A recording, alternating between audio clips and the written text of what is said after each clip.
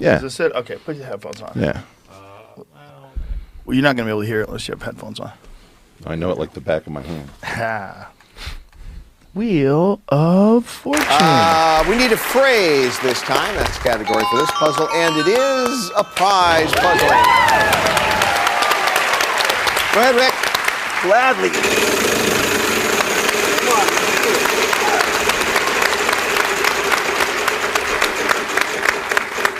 And what do we get here? 500. R.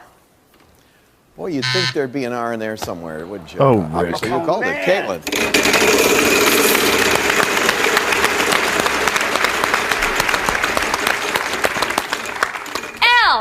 L. One L.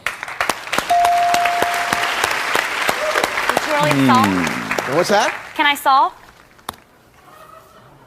Okay. It is a prize puzzle. Yeah, I've got a good feeling about this. that's right. That's insane. That lady's a wizard.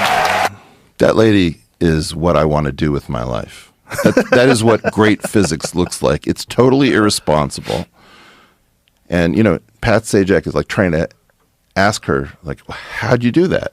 And she says, well, I had a good feeling about this, you know. And the funny part about it is you can figure it out. If you go back, Jamie, can you show the board right there? Yeah. So clearly that apostrophe is a huge clue, right? So the idea is that if you read that property, is it I'll? Is it I've? Right? And then there's no R. So think about all of those blank squares as orders of magnitude that you are away from the energies that would allow you to do experiments that would explain physics. And think about the apostrophe, the L, and that pattern, as well as the fact that there's no R, as the standard model of physics. So right now, what you have is a debate about whether or not we should buy more and more letters with higher and higher energy. Or, like, should we build bigger accelerators and spend more treasure trying to collide particles? Or should we just Caitlin our way out of this?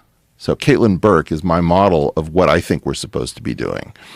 And so an exceptional mind with an ability to see or propose things that other people aren't seeing. How, I guarantee you that if we studied this, if we spent a month with the world's smartest people on this puzzle, we'd learn that there are certain things that were present, that, you know, the frequency of certain, the fact that there's a single letter there that almost certainly is I or A. She took a tiny number of clues.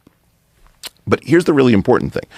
Jamie, can we show the filled in puzzle?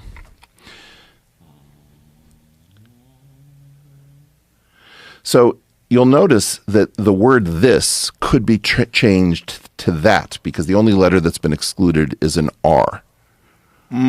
So that is what the issue of unique UV completion is. In other words, a unique UV completion would say there's only one phrase that fits there. She guessed, she couldn't have known it isn't, I've got a good feeling about that, or I've got a nice feeling about this or that.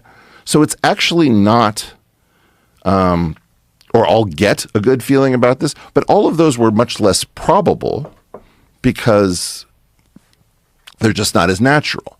So this is a combination of science, guesswork, and raw courage. Like the most marvelous thing about that exchange is she says, can I solve?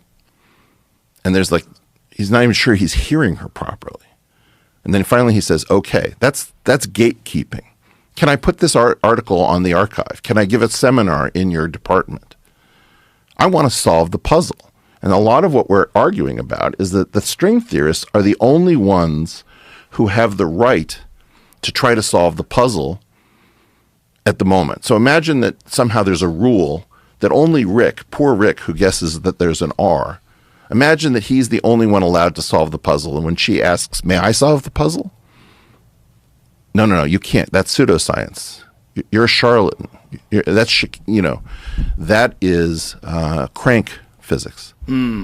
So that's what the problem that we're facing is that we've got one group that got control of the gatekeeping, who is very good at mathematics, extremely bad at physics.